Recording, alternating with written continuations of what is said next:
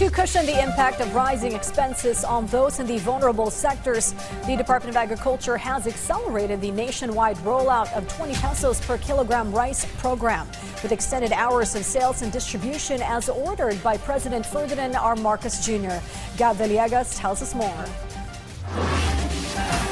Teresita lined up early to buy 20 pesos per kilo of rice in a Kadiwa ng Pangulo outlet at the Bureau of Animal Industry or BAI in Quezon City. She asked help from her neighbor to sign up in the appointment system to buy cheap rice.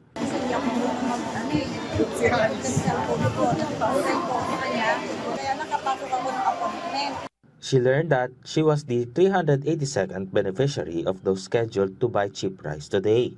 She was grateful that she was able to buy 10 kilos of 20 pesos per kilo rice.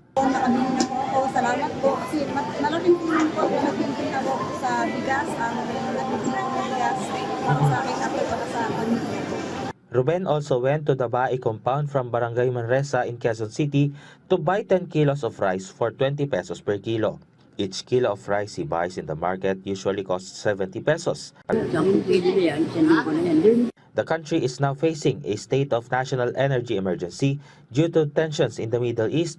The Department of Agriculture has ramped up the nationwide rollout of the Benteng Bigas Meron Na program to reduce the impact of rising expenses on those in vulnerable sectors. President Ferdinand R. Marcos Jr. directed the Department of Agriculture or DA to extend the hours of sales and open more distribution outlets nationwide to benefit more Filipinos. According to Agriculture Secretary Francisco Tiu Laurel Jr., the target is to provide stable food access, while logistics and transportation costs are causing market prices of the staple grain to go up.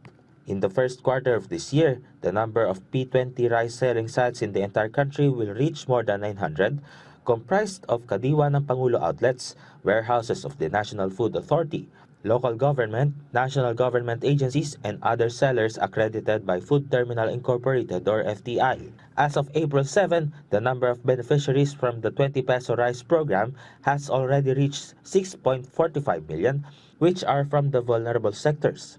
The DA aims to open 900 more P20 selling sites nationwide. Priority will be given to the provinces of Capiz, Bukidnon, Cebu, Cotabato, Catanduanes, and other areas in the country with high needs.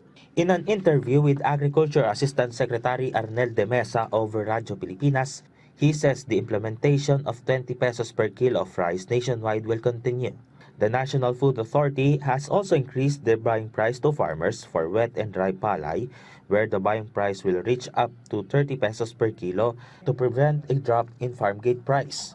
Tinitingnan natin mabuti na ma-expand ito at yung sinabi ng ating Pangulo na palawakin pa at mas maraming Pilipino yung makinabang para sa programa nito. Gab Villegas from the National TV Network for New and Better Philippines.